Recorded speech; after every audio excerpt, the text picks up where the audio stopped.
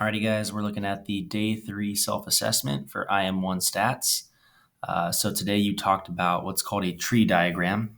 This is just another way to list what's called a sample space, all the possible outcomes of a certain event. So this first one here, Teresa has 5 numbered, it looks like some tennis balls.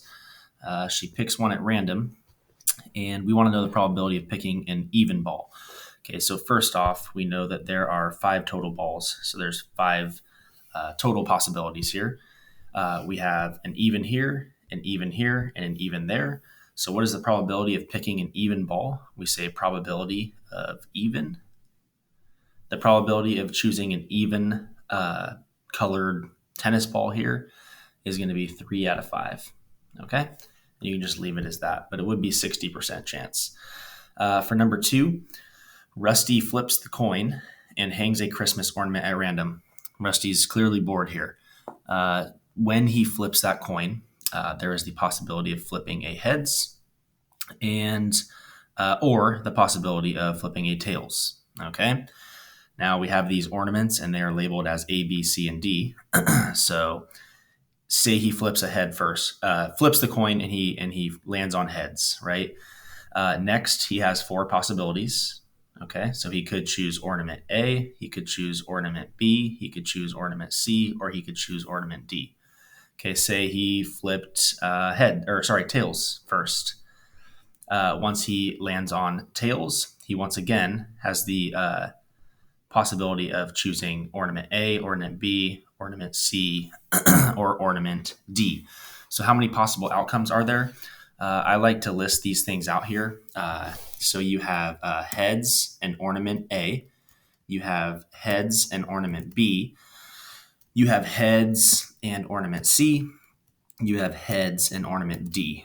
Okay, so those are those first 4 possibilities. Or he could have gone tails and ornament A, tails and ornament B, tails and ornament C, or tails and ornament D. So there are 8 total possibilities. Okay, 8 total possibilities. All right, so jumping down here, you roll a 6-sided die, and on each side, each face of that die, there are the numbers 1, 2, 3, 4, 5, and 6. So for this first question, we are considering what is the probability of getting an even number. It's going to help to list the sample space first, okay?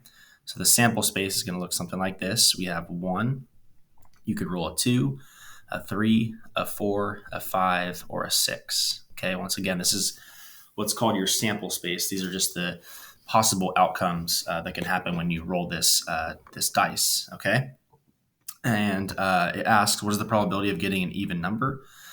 So we know that there are 3 even numbers here, right? 2, 4, and 6. So the probability of even, a lot like that first question that we did up there, probability of even is going to equal 3 out of 6. Okay. What is the probability of an odd? Well, the probability of an odd, that's the complement of the evens event, right? So what is the probability of it not being even? That would be the same thing as the probability of it being odd. It's going to be 3 out of 6. What is the probability of getting a number less than 5? So all the numbers less than 5 are here, 1, 2, 3, and 4.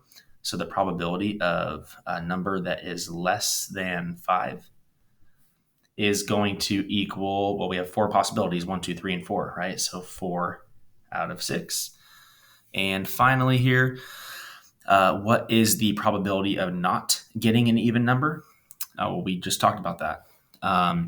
That is what's called, it asks you, what is it called?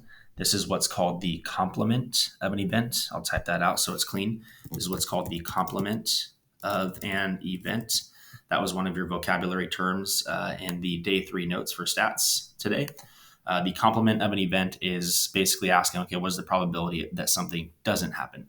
So what is the probability of not getting an even number?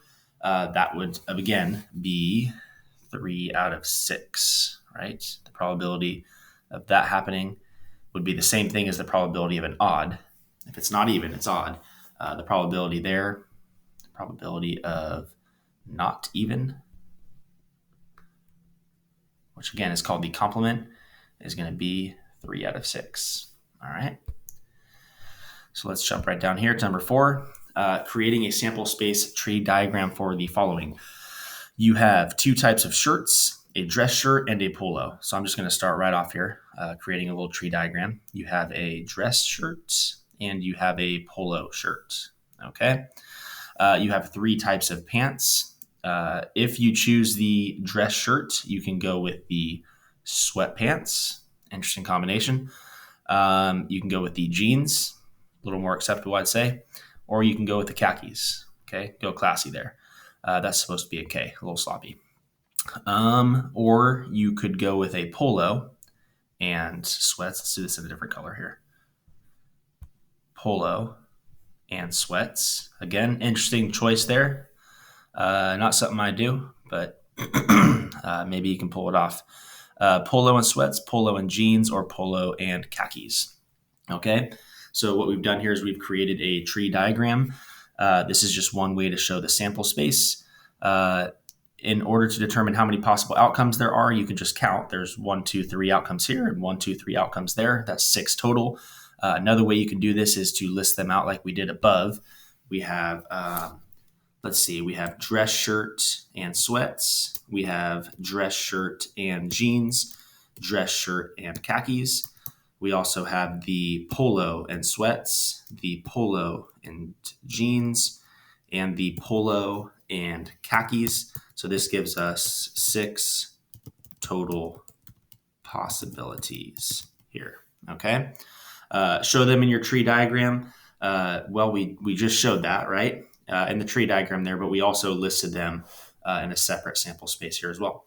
So if you have any questions, go back and listen to the video again, or reach out to your teacher and we'll get it cleared up.